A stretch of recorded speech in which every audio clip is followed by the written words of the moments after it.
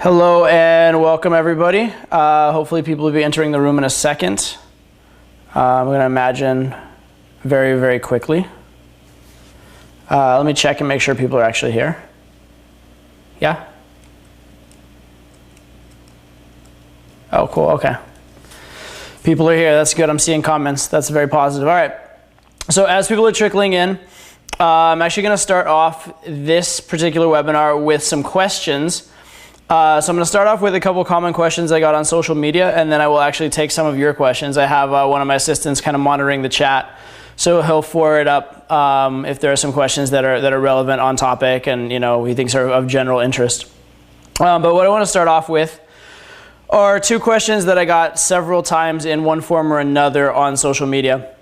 The first one is, what are some examples of common blueprints that you might run into? And this is an interesting question, and obviously since I'm getting it a lot, it's something that is confusing people and people have on their minds, so it's worth addressing. But at the same time, I think it kind of misses the point. And the reason is this. If you were to look at the varied factors of what it is to be a human being, there is so much variety. It's insane. Like if you think about it, you think about maybe like a girl could be rich or poor. She could be of maybe 5 or 6 very common races or ethnicities. She could be educated, not educated. She could be like sporty, goes to the gym, doesn't work out, has a bad diet. I mean, each of those is a separate factor, and each of those could be mixed with all the other factors. So if you say there's like, 2 different variations on this factor, 6 different variations on this factor, 2 different on this factor, you already have 2 times 6 times 2, 24 different possibilities, and that's just on those 3 factors. The numbers get really big really quickly. So trying to define everybody down to like specific blueprint types and like have a solution for everything is not the way to go. The way to go is to kind of take it all as good information and just adjust slightly for each one along the way, and then keep testing sort of as you're going and figuring it all out. So I think that's really the best way to go about it. That said, I think what people are kind of looking for when they're asking that question, because I don't think that they really do honestly think humanity is quite that limited. They're just kind of looking for what are the factors you're looking for. And so there, I would say go back and review the last webinar because I go into a lot more detail than I can. I don't have my notes right in front of me right here, but generally what you're looking for would be things like, what is their demographic? What is their age? How intelligent are they? Are they educated? What's their relationship to money? What do they value in life? Like, were they raised to value a particular, like, do they value like friends and family very highly? Do they value success very highly? Do they value having free time and being able to relax? Do they like being stressed and organized? Do they, that sort of stuff. So those are the types of questions you're going to ask. And then ask, what are they looking for in a man? So those are the types of things you're looking for in general. And the great thing that'll happen is you'll start to, the more you date different girls and the more you have experience with different girls. And by the way, Blueprint applies to things other than just women. It can apply to business and that kind of stuff. So when you start to get into those kind of things, the more you deal with people in general, you'll start to categorize and you'll start to immediately pick up on those kind of things. So that's kind of a brief look at the factors in Blueprint. Obviously, I have an entire bonus in the Dig-In product that's all devoted to the Blueprint. It's a lengthy video, so that'll go more in depth on that topic. But that gives you kind of a general idea of what you're looking for there. And the big thing is, like, don't be too pedantic about it. Don't try and have a solution for everything. Understand that everything is just a model, right? All models, they work to a point, but the real world is your real model, right? So look for where the model breaks down as well. Okay, the other one that I got a lot in terms of blueprints was the question of RSD doctrine generally is just be yourself, right? Be yourself, and just some girls are going to like it, some girls are not going to like it, and that's just what it is. And you say the girls that like you are the ones you're meant to get, etc. So why would you bother with this blueprint thing? Well, for me, I never liked that philosophy, personally. I never liked that idea that like there are some girls I just can't get, or some girls that like are just outside of my realm. I want to get as many as possible. I want to have as many options in making my decision for who I'm with, whether it be for life or for a night, as possible.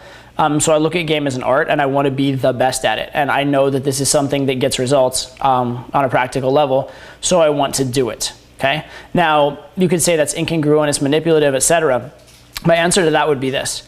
The idea of who you are as self is a very fluid idea.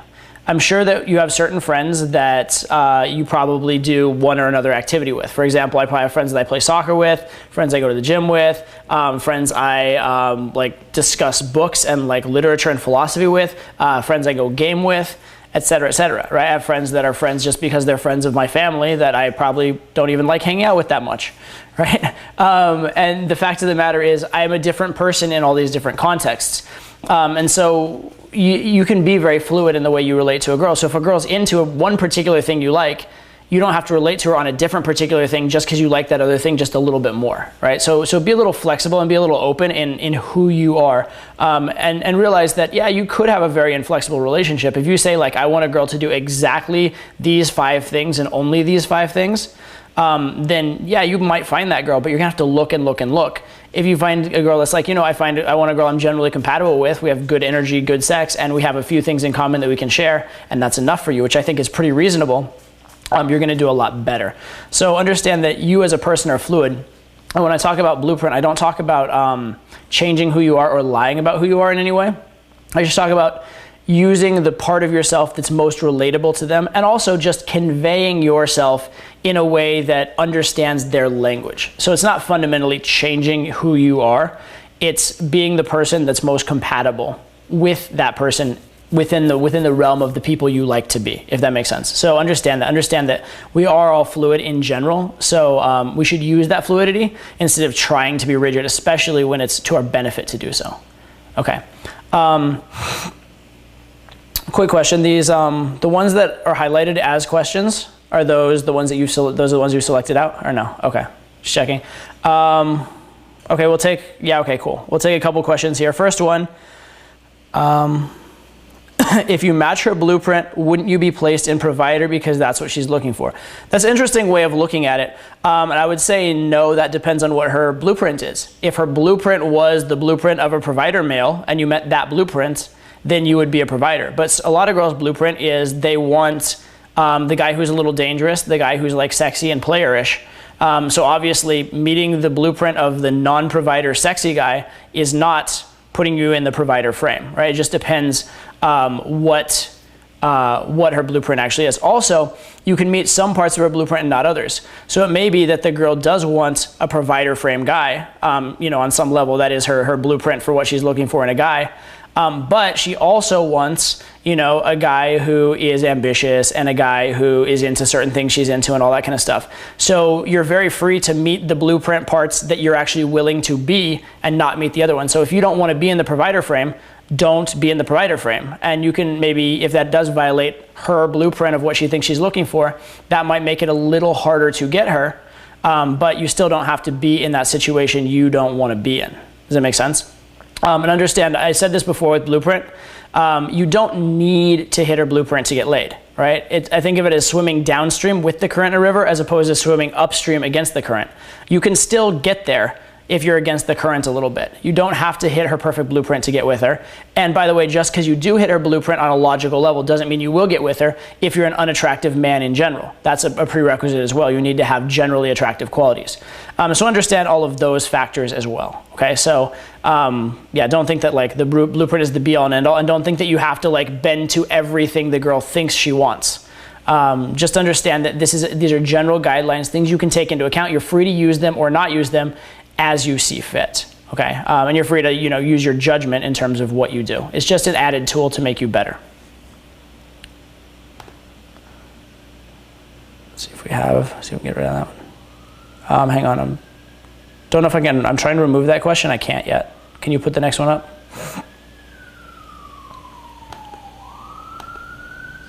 You might have to remove the other question, I don't see it.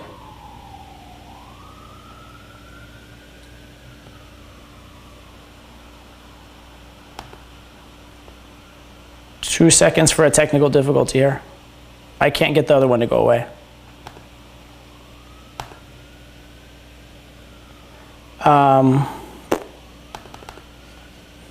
Kev, can you remove that question? Okay. So hang on, quick technical difficulty on that one. These are actually really good questions. I think that the key thing that people are getting to on this is don't think of the blueprint as trying to bend over backwards and please the girl and supplicate to the girl. Just think of it as there's more information out there that you're free to use. And information should only be a good thing, right?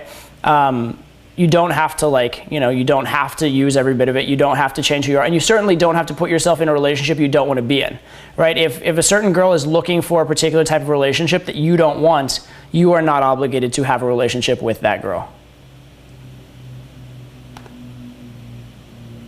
Oops. Oh, fuck. I think the internet went off for me. The internet went off for me? Probably went off for you too. Because you're obviously saying just Arsonation sign. Just reset the internet. Okay. Got it. Is that what happened? Mm-hmm. Okay.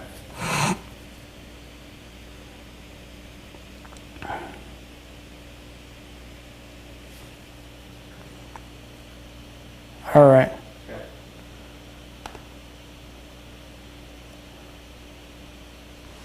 Okay, hang on. I'm back. Can everybody hear me, I hope?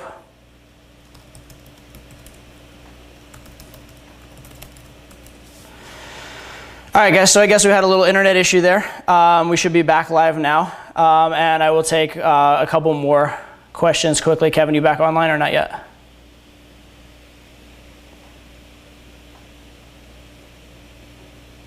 Okay. Sorry about that. Yeah, I'm back. Okay, good, good. All right, sorry about that, guys. Yeah, I don't know, the internet went out. All right, next question. How do you hook them in the first minute? I'm not attracted at all, and they always say thank you and leave. How do you spike the emotions?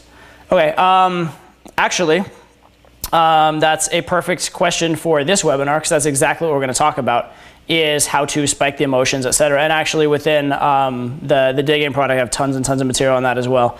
But actually stay tuned for this webinar, because that'll all be answered pretty much right here. That is actually the topic of this webinar, now that everybody's here, that I want to get to, is exactly how to attract the girl, how to do these like things that spike their emotion, things that get them hooked, etc., and how not to do them actually. And that's actually a big part of it, because a lot of people know the technicals and have seen and heard the attraction lines and whatnot. By the way, for anybody who hasn't had their question answered, if you have other questions, especially on topic as we go, feel free to write them in. We're going to take another session of question and answer about midway through the webinar. So feel free to keep chiming in with your questions for sure. Okay, so what I'm going to talk about, particularly on this webinar, is attraction lines, attraction techniques, when to use them, when not to use them, what they're good for. And also a big part of it is how to internalize them, because I think a lot of guys are very clunky with them. Like a lot of guys, they learn the attraction techniques and they kind of learn be yourself, and they have trouble sort of dealing with the two at once, because they're like, well, this is me and these are the attraction techniques. Now, which is more important? And usually being yourself is more important. But at the same time, if yourself isn't getting laid, if yourself isn't getting a result, and if yourself is boring and not attracting the girl, you need to at some point learn those attraction techniques. So how do you learn them in such a way that you can use them and still be yourself? So that's what I'm going to talk about a lot, as well as the specific techniques. And we're actually going to do some exercises for those techniques as well, which I'll explain in depth. They're going to be a little interesting doing them over the internet. These are things I've only done live before, but I think they should work pretty well, and I think you guys will get a lot out of it. So I'm kind of excited to do that with you guys. All right. So let's look first at what are like standard attraction tactics and what are their pitfalls. Now, most of you guys will have heard of these. I'm just going to give you a list real fast. List of standard attraction tactics would be things like push-pull, mini cold reads, misinterpretation, making polarizing statements, and then just generally being self-amused. And these are all really positive for a number of reasons, right? And the biggest thing that you're looking for, everything that's attractive in a man, what you should look at it as is simulating high value behaviors. You're simulating the behaviors that someone would manifest if they had a lot of women in their life, if they had a lot of like resources in general in their life, and they didn't have to care very much, right? Also, you're simulating the behaviors of someone who's been with a lot of women and knows sort of the dance and the flirtation that men and women have together. So anything that conveys those traits is going to be perceived of as an attractive quality. Anything that doesn't is not going to be perceived of as an attractive quality. So these all do that, right? If you push pull or say, I love you, but I'm not so sure. The fact that you're saying I'm not so sure is conveying that you have abundance, because the fact that you can push her away a little bit says you must have other girls or you must not need her too much. At the same time, the fact you say, I love you, that shows some man to woman nature. It shows that you're willing to have intent, which shows that you're familiar with sort of the dance of attraction, the mating dance. So these are very attractive qualities. Now, the problems with all these techniques, there are a few, and these are the reasons why guys get into trouble with it. First problem is they're kind of high energy techniques, right? And that's not inherently bad at all times. Obviously, when you open a set, when you start talking to a girl, you need to be high enough energy to keep her attention. That's a bare minimum. That's quite important. However, the problem is if you're too high energy, you look like you're trying. You look like you're trying hard. You look like you want something, like you have an agenda. And there's two problems with that. Number one, people with agenda are not trusted.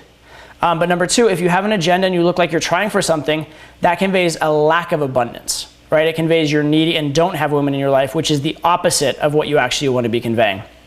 So the fact that these are an investment of energy actually is a negative about them. So that's one problem that guys have with them.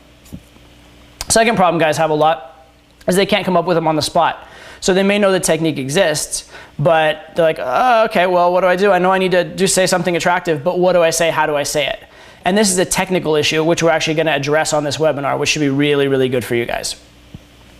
The next one is that maybe you know how to do these techniques, but what you do is because they work, or because they work, because they get some kind of reaction, because they giggle or the girl blushes or like touches her hair or whatever, you think it's working, and so you keep pushing that button that's working over and over and over again until it becomes very obvious that's what you're doing. It becomes very fake, and you don't develop a real connection with the girl. So that's another thing, is that you don't move forward and you don't know what purpose these serve in the greater interaction. You're just doing them to do them. So that's the third problem. And then the fourth problem is an inner game problem, which is if you use a lot of attraction tactics, and the girls like you, you'll start to attribute, it's like when I say these things, girls like me, as opposed to girls like me because I'm an attractive man. And so you're starting to attribute the attraction to the techniques rather than to yourself. Okay, so those are the four problems that people run into with these attraction tactics. And so we're going to talk about two things you can do that solve all of these. All right, and the first one is you will need to internalize the traits so that you're natural with them. And the second is you need to understand that these are all means to an end rather than an end in themselves. Okay, and I'll go into more depth on both of those. But first, let's talk about internalizing the technique so that it's natural. And with that, I want to talk to you about the general idea of internalizing anything in game and the idea that game can be learned and how to learn game. Okay, this is probably one of the most, like this little segment right here is one of the most valuable things you're ever going to learn in game, so pay attention, all right? I'm going to be a little esoteric, but it's super, super, super valuable. Because the way I look at game, I don't look at game as a set of tactics and techniques. I look at it as a learning process. I look at it as a process of doing something, testing it, learning from it, moving forward, and then internalizing the things that work and internalizing them so well that they become a part of your nature. That it's not something that's try hard for you, it's something you do naturally. For example, when I talk to girls now, or when I, like even when I'm in a relationship, like, I'm in a relationship over like 2 years now, where, we're open and I see other girls and stuff like that. But even in that relationship, I'm not trying to game on a day-to-day basis. I'm not like gaming my girlfriend. But the things that I do naturally have all the traits of game, and she knows game because she's learned it from me.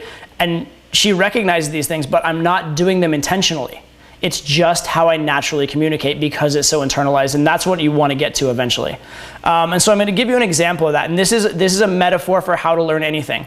And it's actually like taken from soccer, which is something near and dear to my heart.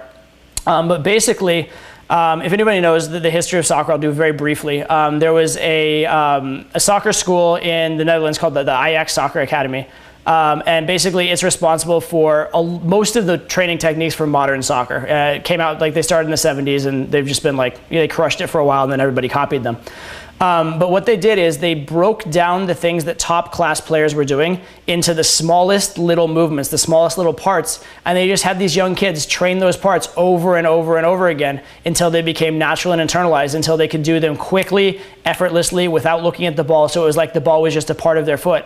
And then they'd work on the next level up and the next level up and the next level up. But the key thing was every single step of the way, they made it so internalized that that they didn't even have to think to execute. So I'm going to show you a quick example, little clip of sort of the progression of learning soccer, how it starts with these really basic, like stupidly fundamental moves, and then how you can sort of like eventually progress to some crazy stuff. So I'm going to show you a quick video. Should be kind of a fun video, but it's a great example of like just how much can be achieved in the learning process over time. Have a look.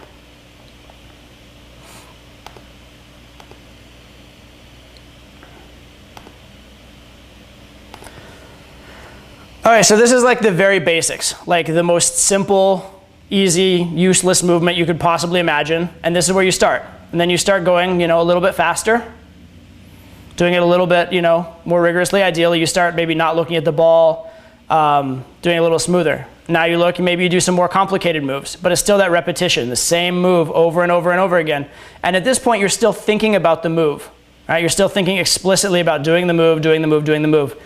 But the point is to do it so many times for so long that it becomes internalized until eventually you do this, what you're about to see in a second. Ibrahimovic houdt Mendes da Silva weg bij de bal. En hij heeft hem nu zelf. Ibrahimovic. Van het linkerbeen weer naar rechts, toch links. Ibrahimovic. Oh, ja. Right. And when you ask people about experiences like these, this is the Lionel Messi again, probably the best player in the world. When you ask people about these experiences and you ask them like, what move did you do? They wouldn't be able to tell you. They just know like the defenders kept disappearing in front of them and the goal opened up for them. Because the things they're doing are so natural to them and so innate, they don't have to think about them. And that's the level you want to get to, where you've internalized those skills.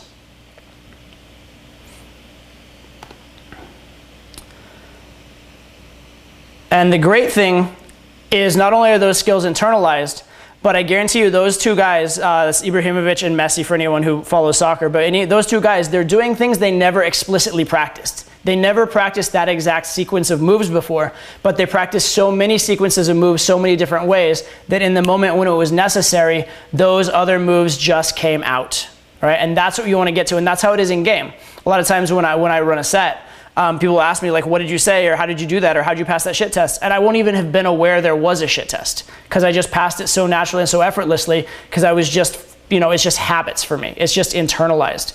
And that's what I want you to get to with everything in game, is I want you to be so technically proficient that the habits just come out and you just respond in the right way without even having to think about it. And that comes from two things. First of all, it comes from good inner game and good philosophies, but also it comes from knowing the technique so well that part's not effort. Because if the technique part is not effort for you, that frees your mind up to be paying attention, calibrating, seeing what the girl's giving you so that you know when to use them and you can learn other more higher skills in game. Okay, so that's what I really want you to get to, and that's why I focus so much on technique. That's why in all my teachings, all my videos, you see a lot of technical stuff, and then in the day game program, it's like tons and tons of technical stuff, and even we have drills and exercises. Okay, so that's very, very critical to me, is you get those fundamentals down to the point that they're effortless, because then all the stuff on top of them just comes so much more easily. Okay, the second thing that you need to understand about the attraction tactics, and this is very, very key philosophically, understand that they are not an end in themselves, they are a means to an end.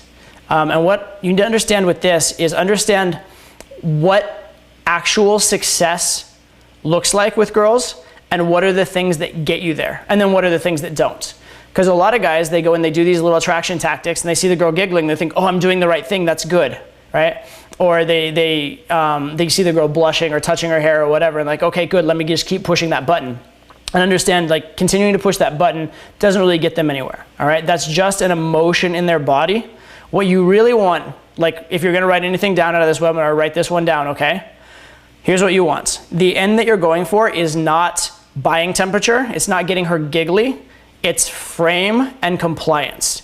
It's her falling into like the worldview that you want her to, right? You have a frame of how you see the world, of how you're offering value, of what type of relationship you want. The more she enters into that frame, accepts that frame, and is like living a good life within that frame, the better off you are.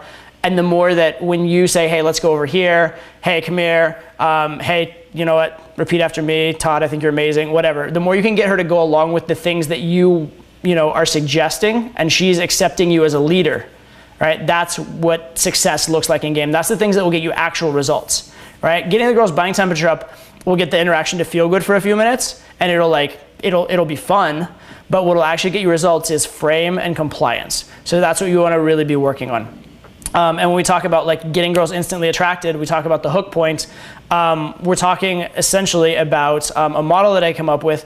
I call it the FRED model. F-R-E-D stands for focus, relevance, emotion, decision. And this is something I discuss in crazy detail in the day game products. Like there's an entire module on hooking in the FRED model. I'm not going to go into it here because I could take up like an entire webinar plus with just this. But understand, I'll just give you the very brief synopsis, which is focus, do you have her attention? Relevance, does she care? Emotion, how much does she care? Does she care a lot or a little? Decision, will she act? And until you have a decision, all you have are chemicals and emotions in her body, which means that at some point when she's, in a different state of mind, those chemicals will dissipate, right? They'll be flooded, she'll be flooded with other different chemicals, or they'll just like flush out of her system. And essentially she will no longer be that same person, right? She won't be the person that was reacting to you because that was a chemical thing. And so when you call her up later, she may forget you. Or if you even were to see her like an hour or two later, she wouldn't even react to you in the same way, because she's not fundamentally the same without the chemicals, the same chemicals in the body. Because chemicals are transient, they're not permanent.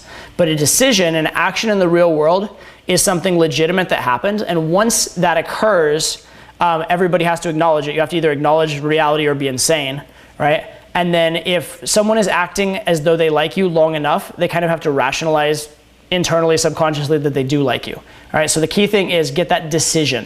You can get all the focus, relevance, and emotion you want. If you don't turn it into a decision, if you don't turn it into frame and compliance, it goes away. It doesn't last. And it's just not as strong anyway, okay? So that's the key thing you want to be working for, is understand that your job is to get a decision. This is kind of equated to like if you were a salesman and you had a product and you got someone all hyped up about the product, and then you never asked them to buy, and then you just left. And then they just forget about you, right? If you didn't actually get them to make a decision for you, then nothing really happened.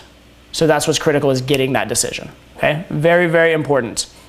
Okay, so now that we know sort of what the pitfalls are and we know what we're doing, understand that all the techniques I'm about to teach you are not an end in themselves, okay? So doing push-pull is not an end in itself. You do push-pull in order to make frame control happen. And how does that work, actually? Let's talk about that very briefly.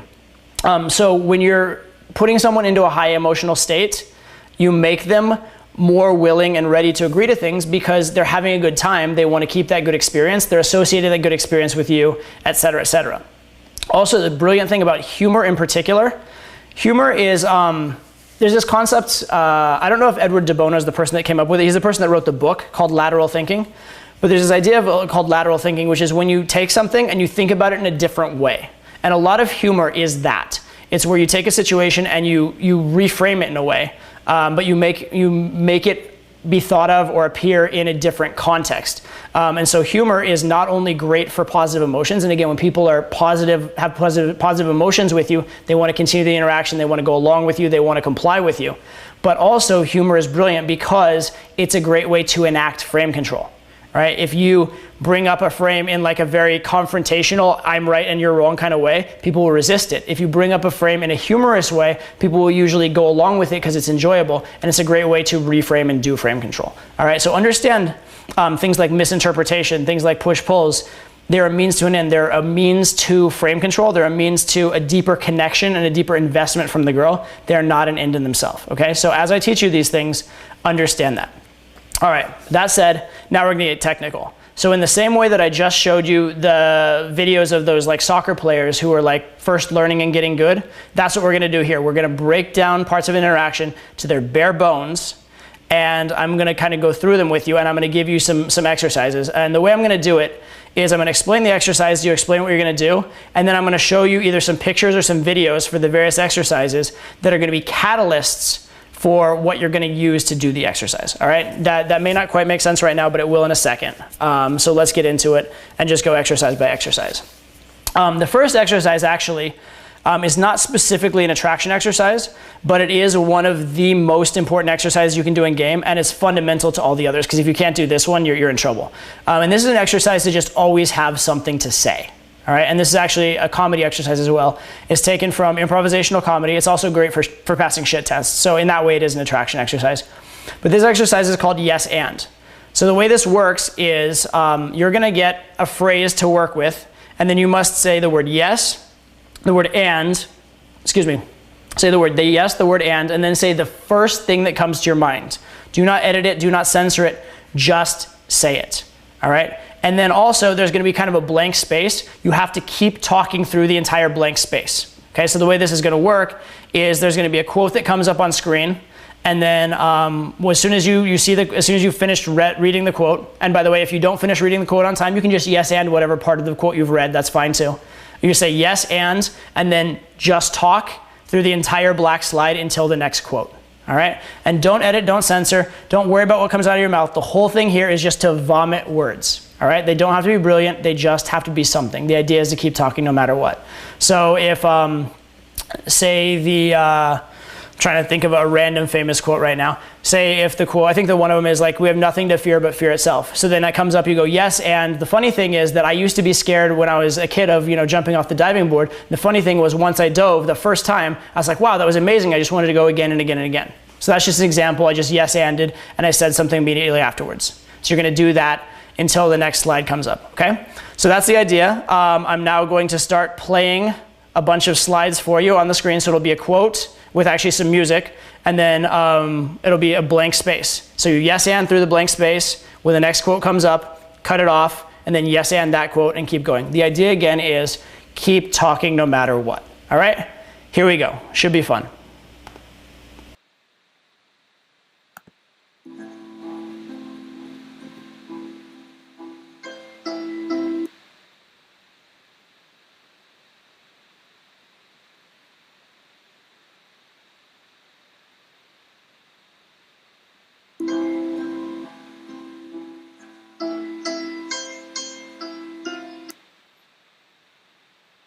And remember to continue talking through the entire blank space. Don't stop talking no matter what.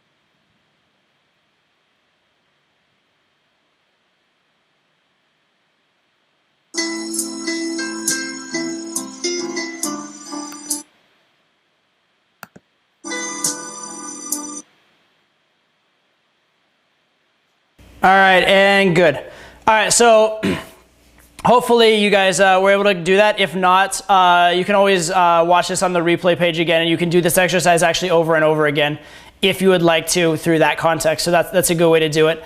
And again, I know some people said that it was kind of fast. If that's the case, it's totally fine. You can just, whatever part of the quote you've read, you can yes and that. It's not so important what the content is, it's the exercise itself. And the key phrase here is the idea of yes and. Understand this is very critical for always having something to say. Yes and has two parts. It has the yes and the and. And both are important. Yes means I agree with the world as it is, right? I'm okay with life. I'm not in resistance to the frame. And means I'm going to offer my own perspective. And that's a great way to speak, because when you speak that way, it's very hard not to be liked, especially early on in the interaction. If you're doing yes and type of communication, it's very hard for anyone to reject you, right? It's also a great way to pass a shit test. Think of almost any shit test. Is that your pickup line? Yes, and I hope you like it, right? I think you're ugly. Yes, and I appreciate your opinion, but my mom told me I was beautiful, right? It doesn't matter. You just say yes and. Almost anything you say after yes and, you can't be reactive, which means by default you may not perfectly pass the shit test, but you're never going to fail it, right? Another thing you can do to always keep talking is you can yes and yourself. So you'd be like, hey, I saw you, I wanted to talk to you, I thought you were cute. They don't respond. Yes, and you're giving me this very blank look, which is very interesting because it reminds me of the Mona Lisa, who, you know, has this sort of like smirk on her face. Yes, and blah, blah, blah. You just keep talking yes, and, yes, and, yes, and. So it's a great way to always have something to say. Again, great exercise that you can do if you ever run out of things to say or have trouble with finding things. Okay, next exercise we're going to do is getting more directly into attraction tactics. And this one's called I love and I hate. It's very similar, almost the exact same format as the previous one, except for in this case, instead of the words yes and, you're going to use either the word I love or the phrase I love or the phrase I hate. Okay, so for example, if it was 7 years ago, our fathers brought forth on this continent a new nation, you go, I love the Civil War. I think it's like a phenomenal time in history. I think it was a fascinating period of like military tactics, whatever. Okay, or you can be like, I hate slavery. I hate da da da da da da. Okay, and so then you just go off on your tangent. So it's going to be the exact same format as the previous exercise. You're going to see a quote on the screen with some music, and then when that ends, you're going to say either I love or you're going to say I hate. You can choose either one. You can go back and forth. I suggest doing some of both. Don't just be I love, I love, I love, or I hate, I hate, I hate. But do some of both. And then again, keep talking no matter what until the end. The idea here is that you're being someone who has opinions. You're being someone who's willing to express themselves and take strong action. You're being a leader in the interaction. You're being polarizing.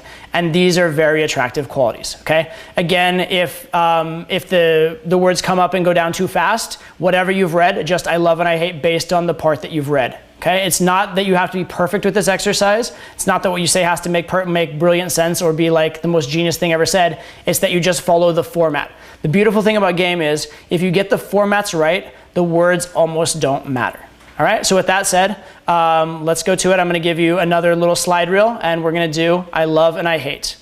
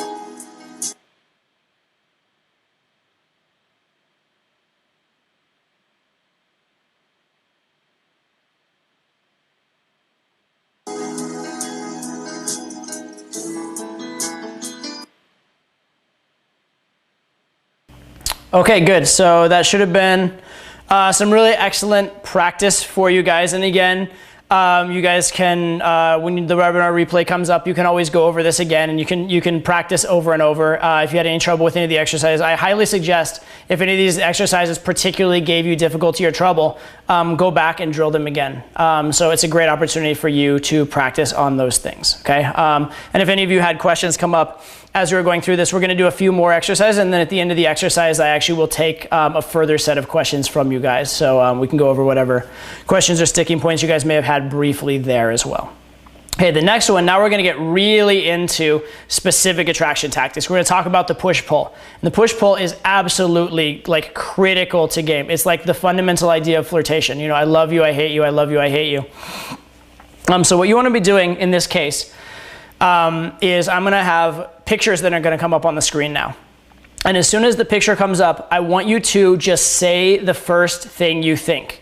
Do not edit, do not censor. I promise the picture is not gonna get offended, so you don't have to worry about being politically correct, all right? Don't edit, don't censor, just say the first thing that comes out of your mouth. And then, if that thing was positive, follow it up with a negative statement. If that thing was negative, follow it up with a positive statement.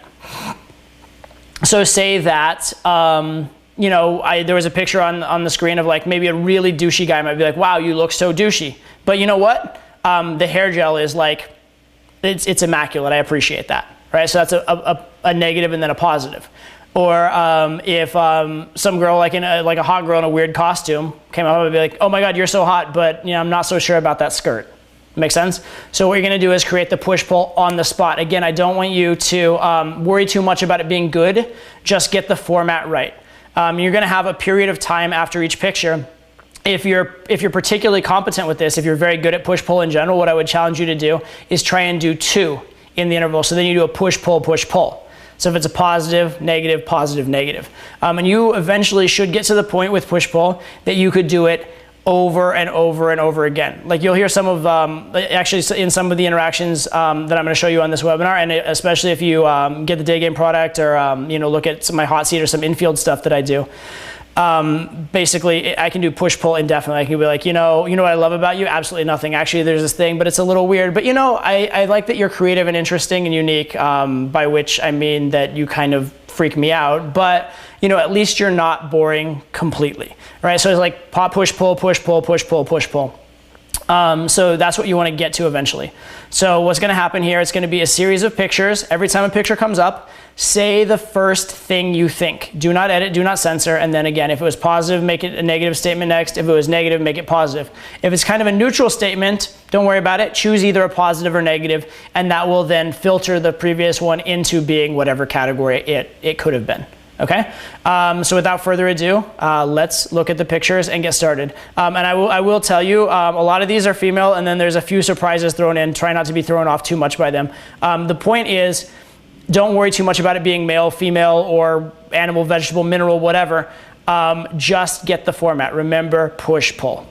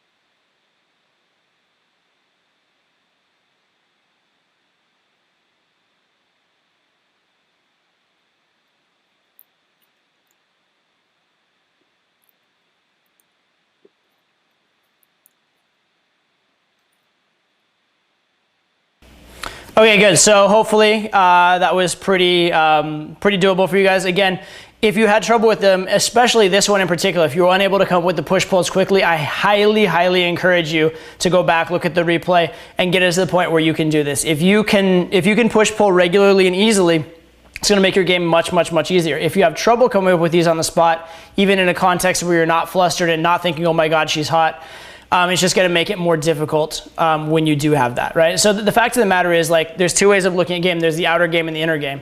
If the inner game is wonderful and you have all the right frames, you're going to naturally have better outer game. But if you have great outer game, even if you are a little flustered, even if you're a little nervous, at least you're going to be nervous in generally the right direction and take generally the right behaviors because you have the ingrained habits. All right. So the best way to attack game is through that combination of getting the inner game and your belief in philosophies and ideas and frames right, but then also have the techniques in place so that even when you're not perfect in the other areas, you still respond out of habit in a very, very good way.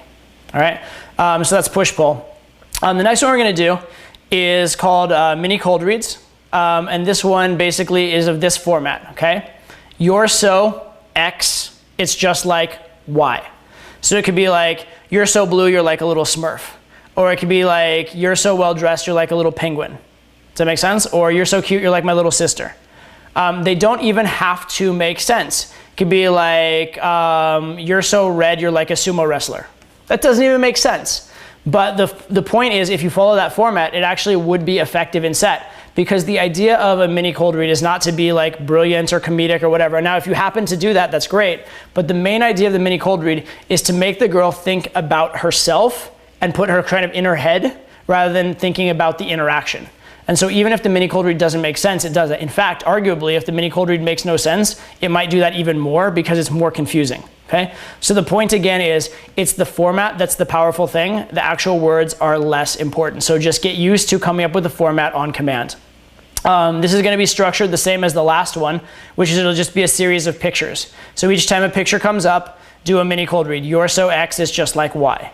If you feel particularly adept, you can try and do multiple mini cold reads for the same picture while we're waiting for the next picture. The point is to get the repetitions and get it to the point where these formats become very natural for you.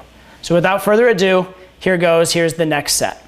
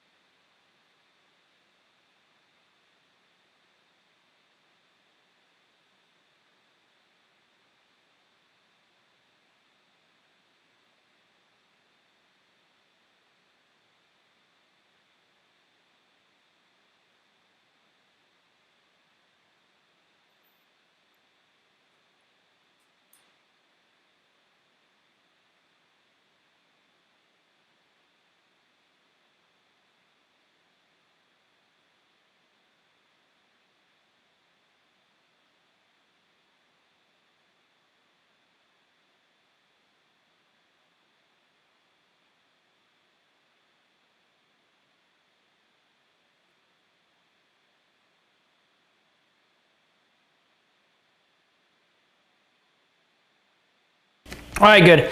And that again is a great format for starting the interaction in such a way that you're going to make it about the girl. Again, I talked earlier about the Fred model: focus, relevance, emotion, decision. This type of format, the mini cold read, is a great way to sort of spark relevance and emotion in the interaction. So it's a great way to start the hooking process. And again, if you can get used to speaking in these ways that are a little bit illogical, a little bit off the wall, but are effective structures of communication, if these become your verbal habits, then you'll get better and better. And the nice thing is, even if you just learn them a little bit, even if you don't become an expert at them, it's going to make you a little bit better at game, right? And the key thing also, I'll say, as I'm teaching you these formats, I don't want you to go out today and go try and do all of these in the next interaction. What you should do is, practice them a little bit, get better at them, and then just go be yourself and trust that whatever you've practiced, whatever habits you've ingrained are going to naturally come out to whatever extent they do. And then you keep practicing a little bit, and then they naturally come out. You might particularly focus on maybe one of these techniques when you go out, just to really, iron it out and get it nailed in, but don't focus on too many of them at once. Remember, it's called the game and not the work for a reason, and you don't want to overload yourself, all right? So be patient with yourself, just ingrain these slowly. Okay, the final one we're gonna do is, I think, a really fun one, and this is misinterpretation. It's kind of how to pass shit tests. It's also how to take a sort of a boring, mundane conversation and make it sexual. So what this is gonna be, it's gonna be a series of little sound bites. I've taken these from movies. Actually, I took them from cheesy girl movies. So take that for what you will. But in any case, there's gonna be a little sound bite, and what I want you to do is misinterpret it. So whatever is said, I want you to either take it as a compliment or take it as even a sexual advance, okay? For example, if it was like, I saw you staring at me over here, you could be like, well, I'm glad you noticed. It's wonderful that we both like each other, right? So you just misinterpret it as though it's a compliment, right? Or if, like a girl's taking a test and she's like, this is so hard, you'd be like, wow, not yet, but I mean, you've got potential. I think you're quite cute. Right, so you misinterpret it as though she meant it in a more sexual way or a more flattering way than she actually did. Okay, so it's gonna be a series of sound bites. There'll be a period after the sound bite for you to misinterpret it. Again, if you wanted to, you could multiple misinterpret this. Like if you do one and then there's still time left, you could totally do a second misinterpretation if you're truly like expert. But just coming up with one is probably good enough in these cases. This one's probably a little bit of a more difficult drill than the others. But here we go. I'm gonna give you the sound bites now. Enjoy, and they should be kind of funny as well.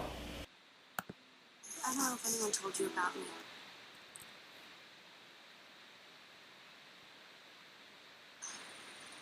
Are you okay?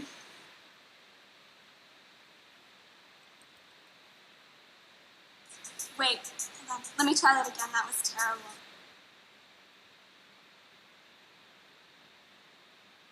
Do we get paid for this? Oh, and do I have to provide my own uniform?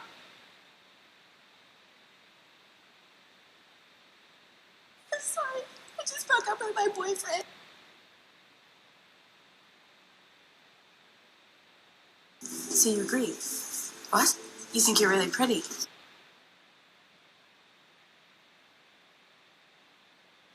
On Wednesdays, we wear pink.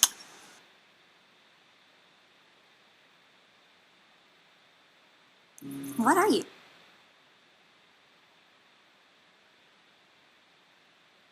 Boy, you're really strong, aren't you?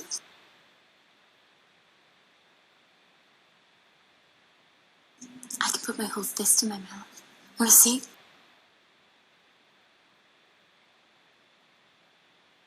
I can't go out. I'm sick.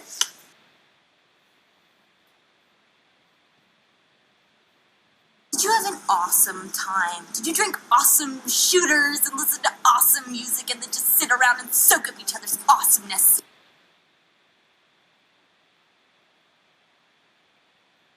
I'm sorry that people are so jealous of me. But I can't help it that I'm popular. Okay, now again, that one is maybe a little tougher than some of the others, but if you can do that one very quickly and repeatedly on prompts like that, then you're gonna be very, very good at thinking on your feet, passing shit tests, etc. So these are great ways to drill the exercises. Obviously, the best way to drill the exercises is by going out, doing some approaches and getting it in field. But short of that, this is a pretty good way to practice at home. And actually, because of that, there's an extensive, when I created the day game product, basically, I created an extensive array of at-home exercises as well as an extensive array of in-field exercises because, again, you need to practice, right? Practice in the field, practice at home. So it's very, very critical that you be doing those different types of things. Okay, so now that we've done all those exercises, I want to open it up one more time to questions. And Kevin, you on it? Okay. I'll open it up one more time to questions. If you have questions that came up during that, or if you have general questions about any of this sort of attraction stuff, I'll go ahead and take those, and I'll give you guys, a few seconds to type them up and kind of get them to me.